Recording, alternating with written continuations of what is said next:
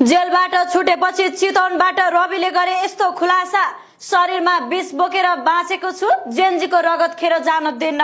दर्शकबिन, राष्ट्रिय स्वतन्त्र पार्टी रासपाका सभापति रवि लामिछाने आफूलाई विष भएका सर्पहरूले डसेको र त्यही विष लिएर अहिले पनि आफू बाँचिरहेको टिप्पणी गरेका छन्। चितवनको 24 कोटीमा आयोजित सभालाई सम्बोधन गर्दै लामिछानेले यस्तो टिप्पणी गरेका हुन्। हिजो मात्रै कारागारबाट रिहा भएका लामिछाने लगत्तै भएको पहिलो सभालाई सम्बोधन गर्ने क्रममा उनले आफूमाथि अन्याय भएको दोहोराए। आज पर्यन्त